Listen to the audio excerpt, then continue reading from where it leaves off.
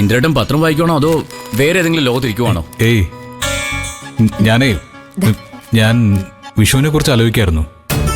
ബിസിനസ്സൊക്കെ നല്ല രീതിയിൽ പോയി. ഇന്ന് ഉച്ചവരെ ഷോപ്പുള്ളൂ. അല്ല, നിങ്ങളുടെ വിഷു പ്രോഗ്രാം എന്തൊക്കെയാ? ഞങ്ങളിന്ന് ഇവിടെ തന്നെ കാണും. നമുക്കിവിടെ പടക്കമൊക്കെ പൊട്ടിച്ച് ആഘോഷിക്കാം ഇന്ദ്രേട്ടാ.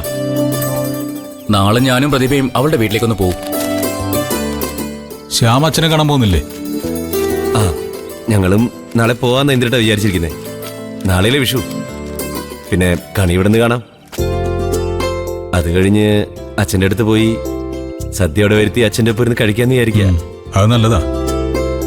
അച്ഛനത് വലിയ സന്തോഷമായിരിക്കും. ഇന്ദ്രേട്ടനെ തവണ പഞ്ചരത്നം മിസ് ചെയ്യുമല്ലേ?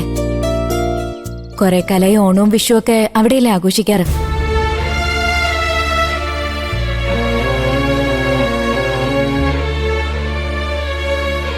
ഏയ്, അതില് കാര്യമൊന്നുമില്ല. അനുപമയെ ഞാൻ കല്യാണം കഴിക്കുന്നതിന് മുമ്പ് നമ്മൾ ഇവിടെ ആയിരുന്നില്ലേ എല്ലാം ആഘോഷിച്ചത്.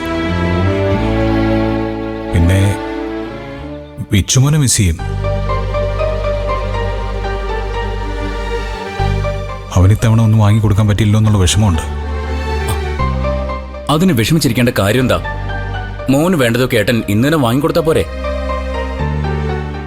അതെ ഇന്ദ്രേട്ടാ, ഏട്ടനും ഏട്ടത്തിയും തമ്മിലുള്ള പ്രശ്നത്തില് വിച്ചുമോൻ എന്തു പിഴച്ചു? അവൻ പഞ്ചരത്നത്തിലേക്ക് പോകുന്നതിന് മുന്നേ ഏട്ടൻ അവനെ പോയി കാണണം. അതൊന്നും ഏട്ടത്തി എന്തായാലും വിലക്കില്ല. ആന്റി ഇവിടെ ഇല്ലേ സോനെ? അല്ല, നീ ഇത്ര ധൈര്യത്തോടെ പറയുന്നിട്ട് ചോദിച്ചതാ. അമ്മ അമ്പലത്തിൽ പോയിരിക്കുക. വിഷുവിന് നമ്മളൊക്കെ ഇവിടുന്ന് പോയാ ഇവിടെ അമ്മ ഇന്ദ്രേട്ടന് മാത്രമായി പോയില്ലേ സത്യേട്ടാ? നമുക്ക് എല്ലാവർക്കും കൂടി ഒരുമിച്ച് എന്റെ വീട്ടിലേക്ക് പോയാലോ?